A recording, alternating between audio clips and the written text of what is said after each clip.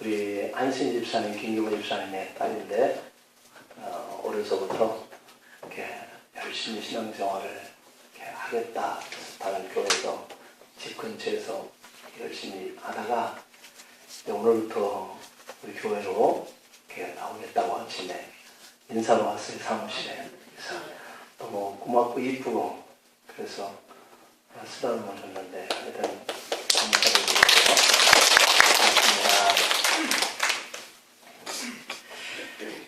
사람은 어떤 방법으로도 스스로 노력이나 힘으로는 이 죄와 저주의 굴레에서 빠져나올 수가 없는 거죠. 그래서 아까 우리 찬양대의 고백처럼 십자가에 죄 없으신 그분이 달려서 우리 죄 문제를 해결하기 위해서 오셨는데 그분은 영광스러운 보좌를 버리고 땅에 오시는 사랑이다. 이렇게 표현을 아까 했어요. 그 사랑 때문에 저와 여러분들이 오늘 그리스도인의 큰 기쁨을 누리면서 사는 줄로 믿습니다. 이렇게 절망적인 상황 속에서 하나님은 하나님 자신의 계획과 방법으로 사람들을 구원하셨다라고 성경이 말씀하고 계세요. 그러니까 하나님 자신의 계획이라고 하는 것이 독생자 예수님을 이 땅에 사람의 몸을 가지고 내려오게 하시는 방법. 그저 우리 같으면 하나님은 초자연적인 분이신데 전지전능하신 분인데 그저 인간의 죄의 자리에서 완전히 마음을 거듭나게 하고 그냥 하나님께 영화로움을 돌리면서 믿음 생활만 잘 할 수 있도록 그런 마음을 우리 속에 기계적으로 넣어줘 버리면 될 것 같은데 굳이 하나님이 독생 아들을 이 땅에 보내서 나무 십자가에 달려 저주받게 하지 않아도 될 것 같은데 그런 방법으로 구원하셨으면 참 좋았지 않을까 이런 생각이 들잖아요. 근데 하나님은 우리 사람과 같은 그런 생각을 갖지 않고 계셔요. 하나님의 독생자 예수 그리스도를 이 땅에 제물로 보내서 죽여서 장사당하게 하고 그리고 다 끝났구나 라고 생각할 즈음에 무덤 문을 여시고 부활하게 하시는 이런 역사를 통해서 누구든지 이를 믿으면 죽어도 산다 라고 하는 이 놀라운 역사를 보여주시는 거예요. 그래서 그 희생을 자신의 죄와 저주값으로 다 갚아주셨구나. 내 죄를 대속해서 주셨구나. 이 고백을 우리에게 갖게 해서 두렵고 떨림으로 그분의 그 사랑에 순종하면서 이제는 주의 사랑 그 사랑을 가지고 내가 주님께 일하리라. 이런 고백의 신앙의 사람으로 만들어 가시는 거죠. 아무 공로 없이도 하나님의 자녀로 회복할 수 있는 이 엄청난 그 구원의 선물을 은혜로 주셨다. 이렇게 말씀하고 계셔요. 그런데 이런 엄청난 은혜로 주신 이 구원의 선물 앞에서도 사람들은 자신이 무엇인가를 내세우려고 하는 이런 모습이 우리에게 있어요. 그래도 뭔가 내가 주님 앞에 뭔가 해야만 이 구원을 받을 수 있을 것 같은 이런 마음들이 자꾸 우리 속에서 일어나는 거죠. 사실 안 일어나는 것보다는 일어난다는 것이 뭔가 좋은 것 같기도 한데 반응을 하니까. 그런데 하나님이 주신 이 방법보다 자신이 더 좋아하고 자신이 더 편리한 어떤 것들을 은혜로 주신 이 구원의 선물에 덧입혀 보려고 애를 쓰는 것이 우리 사람들이에요. 그래서 바울은 또 다른 어떤 방법도 무효다. 이것을 오늘 이 본문에서 증거하고 있는 거예요. 종교다원주의라고 하는 것 잘 들어서 아실 줄로 믿습니다. 종교다원주의라고 하는 것은 이 구원이라고 하는 이 자리에 올라가는 길은 많다라고 생각하는 것. 그러니까 예수님이 우리의 죄를 대속해서 우리가 그를 믿으면 구원을 얻는다라고 하는 방법 말고도 여러 가지로 구원받을 수 있는 길이 있다. 이런 얘기를 하는 거죠.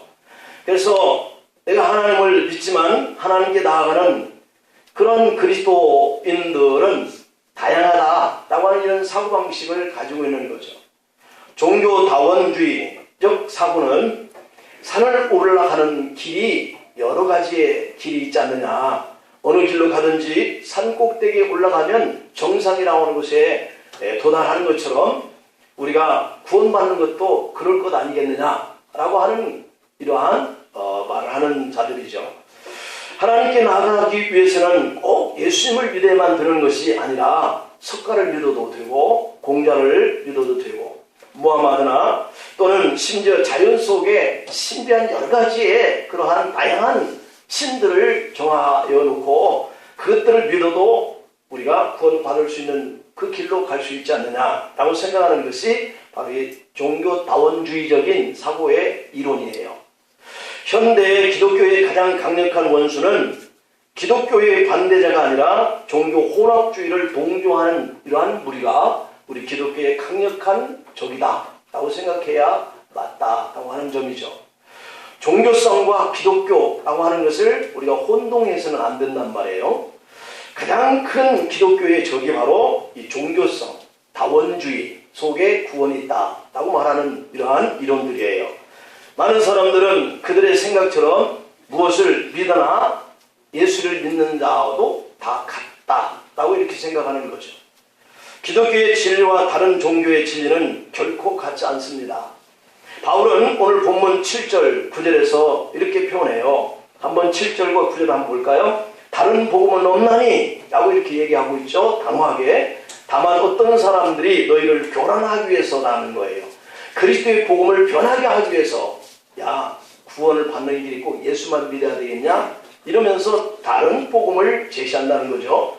9절에도 보면 우리가 전에 말하였거니와 내가 지금 다시 말하노니 만일 누구든지 너희가 받은 것 외에 다른 복음을 전하면 저주를 받을지어다. 아예 이렇게 단호하게 말씀하고 있는 부분을 우리가 볼 수가 있습니다.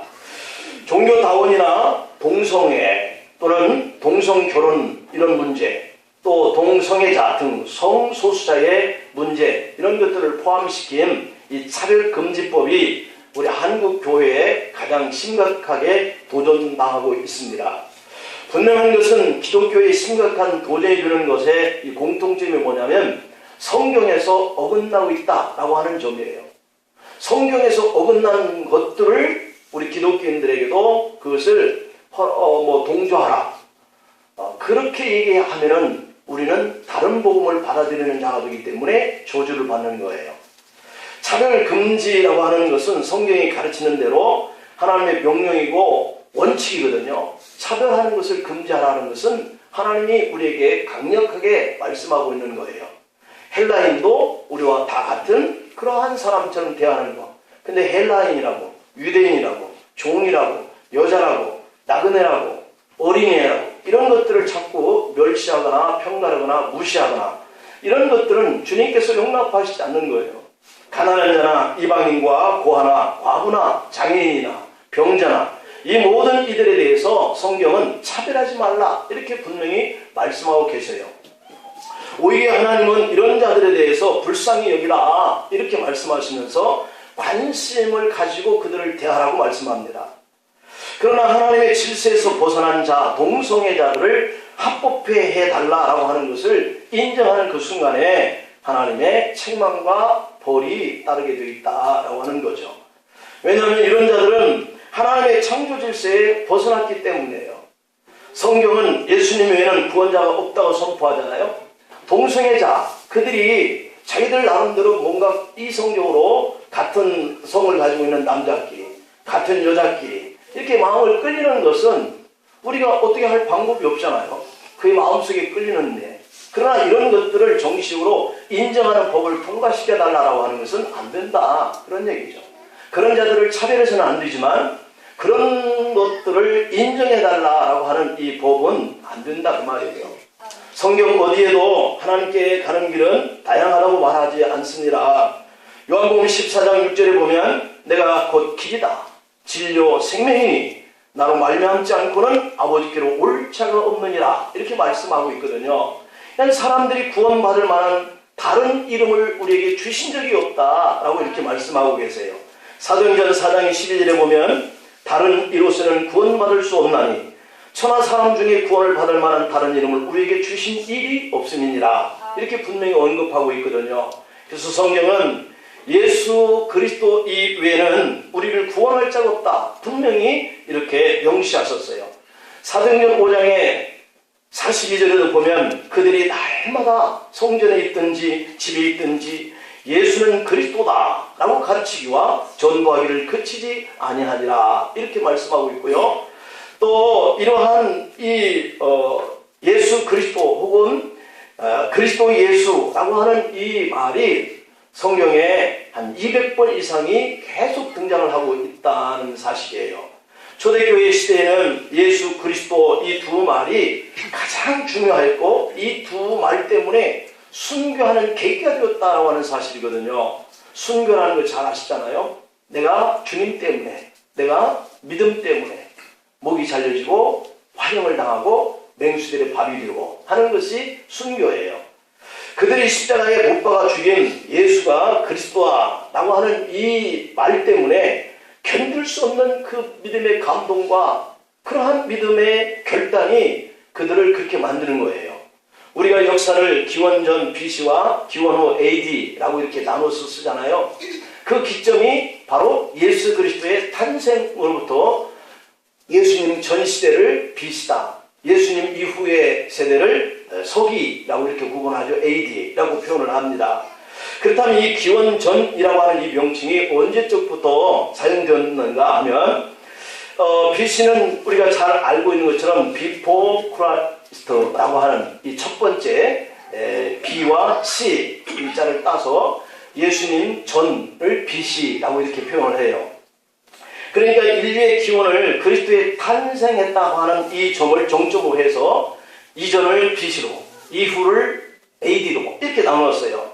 그런데 이 BC와 AD를 사용하기 전에는 AUC라고 하는 그러한 그 호칭을 썼는데 압울비 콘티타라고 하는 이런 단어의 첫 자예요. 그래서 이 뜻이 무슨 얘기냐면 도시의 건립으로부터 라고 하는 뜻이에요. 그러니까 도시가 시작되었다라고 하는 것을 기점으로 해서 이제 연대를 이렇게 정하여 사람들이 사용했던 거예요. 근데 이 압울비 콘티타라고 하는 이 첫 글자인 AUC, 이것은 기원전 753년에 로마 도시를 건설한 날인데 이 날을 기원의 원년으로 삼았다라고 하는 거예요. 그래서 이 AD라고 하는 것은 영어인데 BC는 영어인데 AD라고 하는 것은 라틴어거든요. 그래서 에노 다미니라고 하는 이 첫 글자인데 즉 주님의 탄생의 해라고 하는 뜻이에요. 그러니까 AD라고 하는 그 말 자체가 의미하고 있는 뜻은 주님이 탄생하신 해. 그러니까 로마가 쓰던 도시를 건립된 해를 원년으로 시작했던 그 역사도 예수님이 탄생한 이후에 온 세계가 다시 그 기점을 바꿨다라고 하는 사실이에요. 그래서 예수님의 탄생은 온 세계와 온 인류에게 크나큰 하나의 정점이 되었다고 하는 거죠. 그래서 오늘날에도 우리가 2018년 이렇게 말하는 것은 바로 예수님이 이 세상에 탄생하신 날로부터 2018년이 되었다, 그런 얘기예요. 로마의 수도원장 디오니우스 엑시구스다라고 하는 사람이 바로 이러한 연대기를 찾아서 이렇게 만들어놨는데 500년 무렵에 스키티아에서 태어난 그가 예수님의 그 탄생 연도를 로마의 도시가 건설된 기념의 해인 이 기원전 753년을 계산으로 했는데요. 로마의 수도원장이었던 이 엑시구스가 제정한 이 서기는 유럽에서는 11세기 때부터 서기 몇 년 이렇게 쓰게 되었다는 거죠. 그리고 스페인에서는 14세기부터 사용을 했고요. 그리고 문화권, 그리스 문화권에서는 15세기 때부터 이 예수님의 탄생을 기원 정점으로 쓰기에 이르렀고요. 그리고 이제 그 이후부터는 온 세계가 다 같이 쓰고, 우리나라도 뭐 단기 4천 몇 년 이렇게 쓰고, 일본도 자신들의 연도 이렇게 쓰기도 하는 그런 것들을 이제는 다 바꿔서 서기로 이렇게 예수님의 탄생의 날로부터 시작되었다라고 하는 점을 쓰고 있는 거죠. 복음으로 오신 예수님의 그 탄생의 날은 이렇게 온 세계적으로 인정하고 그날을 기쁨으로 여기게 되었다라고 하는 사실을 인정하는 거예요. 이 기쁨의 소식인 예수님의 그 서기 2018년 전에 세상에 오심과 그분이 전하신 말씀, 행하신 기적, 인류의 죄를 대신 지시고 대속의 제물이 되어서 죽어주시고 우리의 죄를 사하시고 사흘 만에 부활하셨다라고 하는 이 사건이 바로 예수님의 이야기이고 우리에게는 구원이 전해진 이런 기쁨의 소식이 된 거죠. 그 이름이 구원이기 때문에 예수님 우리의 최고의 가치가 되어졌다는 사실이에요.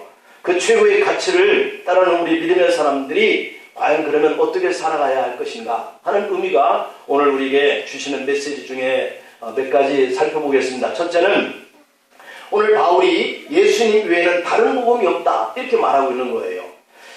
갈라디아서 오늘 7절 말씀에 다른 복음은 없나니 라고 이렇게 얘기하고 있죠. 그리스도의 복음 외에는 다른 복음은 없다 선언하는 거죠. 예수님 외에는 인류에게 더 기쁨의 소식을 준 인물이 없다라고 하는 거예요. 오늘 본문에서 다른이라고 하는 이 말은 많은 것 가운데에 다른 것을 지칭하는 말이거든요. 세상에 많은 사람들이 있지만 진정 우리에게 구세주라고 하는 분은 예수님 뿐이다 이 말을 하는 거죠. 당시의 사람들 가운데 복음이 많다, 구원의 길이 많다 이렇게 가르치는 자들이 참 많이 나왔다는 거예요. 그래서 바울은 복음이라고 하는 것은 많은 것이 아니다 이렇게 가르쳐요. 그리고 이 그리스도는 복음의 유일성이신 분이다 이렇게 말씀합니다. 또 너희를 교란하여 라고 하는 이 말은 문자적으로는 소란케 하는 자들이라는 뜻이거든요. 그냥 당시에도 거짓 교사들이 나와서 다른 복음을 제시하면서 우리의 신앙을 혼선을 빚게 만들었다라고 하는 거예요. 거짓 교사들이라고 하는 것은 복음 외에 다른 것을 전하는 이단들을 말해요. 이들은 요즘 신천지처럼 교회 안에 가만히 이렇게 들어와서 복음을 변질시키고 교회 질서를 혼란케 하고 몰래 성도들을 빼돌려가는 이런 행동들을 그 당시에도 이런 이단들이 교회에 가만히 들어와서 이러한 교란케 하는 일들을 했다는 거죠. 그러니까 초대교회에서부터 지금까지 이 교회의 역사는 계속해서 이 복음이 변질되게 성도들을 교란하여서 혼란케 하게 하는 이런 일들을 하는 무리들이 이렇게 있었다라고 하는 것을 알 수 있죠. 그래서 복음을 변질시키면 반드시 교회 질서가 이렇게 혼란해지거든요. 출애굽 당시에는 이 고라라고 하는 사람이 있었는데 모세가 호렙산에 올라가 있는 동안에 백성을 선동하여서 애굽으로 우리가 다시 돌아가자 이렇게 선동을 하는 거예요. 그 일로 하나님께서 벌을 내리셔서 땅이 갈라지고 많은 사람들이 죽고 연병으로 죽게 하는 일에 앞장섰던 인물이 바로 이 고라라고 하는 자가 이스라엘 백성들 중에 교란케 하는 그러한 자가 된 거죠. 모압 왕 발락은 선지자 발람을 돈으로 유혹해서 거짓말로 이스라엘을 저주하게 만들어요. 아합 왕의 왕비 이세벨은 백성들로 하여금 우상을 숭배하게 하죠. 그리고 행음하여서 죄를 짓게 했어요. 시몬이라는 마술사는 돈으로 성령을 사서 사마리아를 혼란케 하려고 했던 그런 인물이죠. 그 외에도 성령의 역사와 거짓 그리스도, 거짓 선지자, 거짓 교사, 거짓 증인들이 지금까지도 얼마나 많은지 몰라요. 이 모든 것이 하나님의 복음이 아닌 다른 복음이다 이렇게 성경은 말씀하고 있고 오늘 바울도 그와 같이 우리에게 말씀해요. 자기의 입맛에 맞는 그리스도, 자기들의 이익에 맞는 교리를 만들어서 사람들을 미혹하는 이러한 재주를 가진 영악한 인간들이라고 볼 수 있죠. 오늘 보면 8절에서 그런 의미에 대해서 분명하게 선언합니다. 뭐라고 그럽니까? 그러나 우리나 혹은 하늘로부터 온 천사라도 우리가 너희에게 전한 복음 외에 다른 복음을 전하면 저주를 받을지어다 이럽니다. 이게 저주라고 하는 말은 하나님께 버림받는다 뜻이거든요.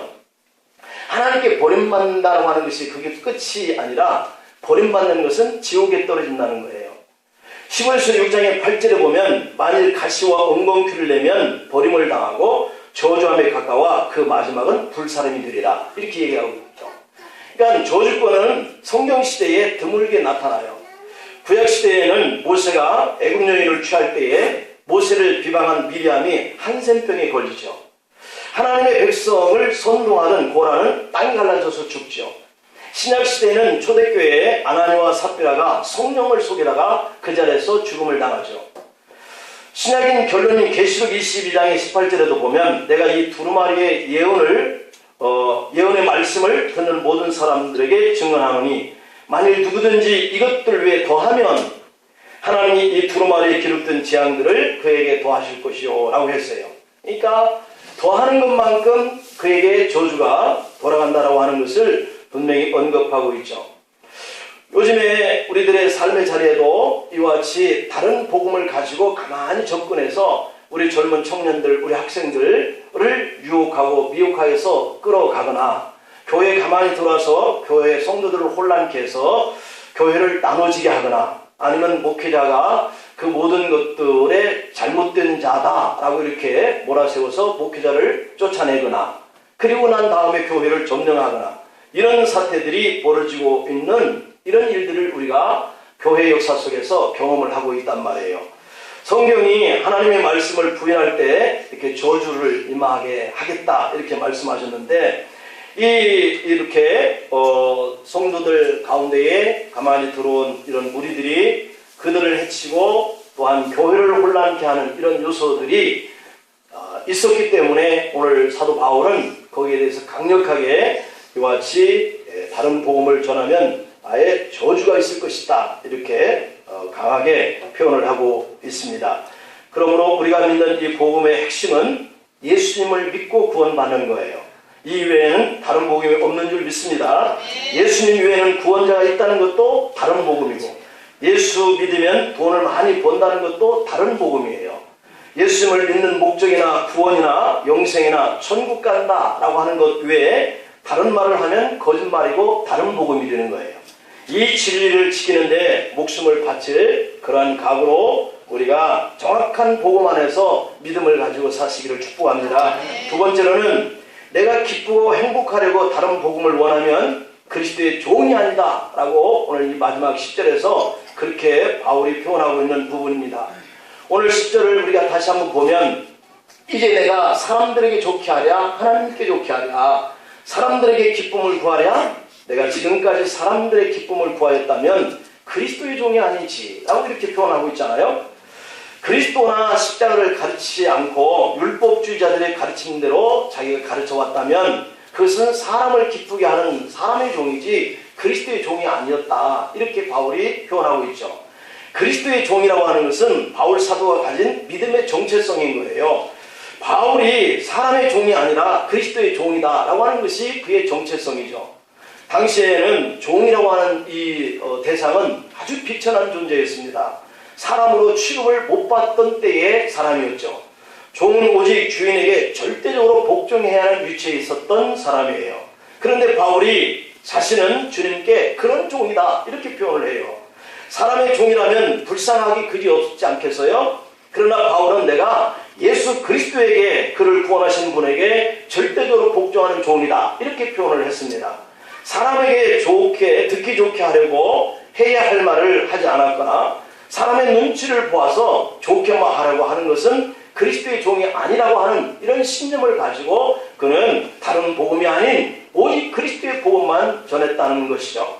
선지자 나단은 다윗이 죄를 범하였을 때 하나님께서 다윗에게 하나님의 경고의 말씀을 전하라고 하는 말을 듣고 나단은 다윗에게 가서 하나님의 뜻을 가감없이 전달합니다.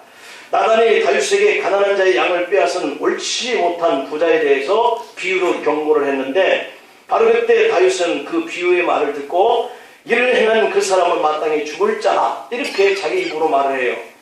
사무엘하 12장의 7절에 보면 나단은 다윗이 그렇게 한 말을 듣고 다윗에게 당신이 바로 그 사람이다 라고 직언을 하는 것을 봐요.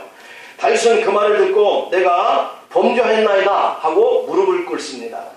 나단은 여호와께서 그 고백을 들으시고 하나님이 지금 당신을 사하셨다라고 선포하죠. 나단은 사람에게 좋게 보이려고 하는 것이 아니라 하나님께 좋게 보이게 하려고 하나님의 말씀을 전했다라고 하는 것을 의미하죠. 저와 여러분들에게 오늘 바울은 내가 그리스도의 복음을 전하기 위해서 사람들에게 좋게 하려고 하는 것이 아니라 하나님이 기뻐하시는 그 기쁨의 복음을 전하기 위해서 그리스도의 종이 되었다 이렇게 고백합니다.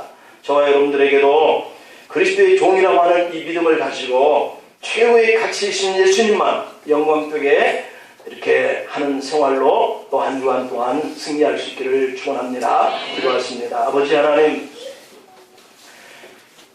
그리스도의 복음을 전하는 그리스도의 종이라고 고백했던 이 바울, 그리스도의 복음 이외에는 다른 어떤 복음도 전하지 않기로 작정을 했다고 하는 이 사도 바울의 그 결단처럼 저희들도 우리의 마음과 귀를 다른 복음을 찾지 아니하는 믿음을 가지고 살아갈 수 있도록 하나님 지켜주시기를 원합니다.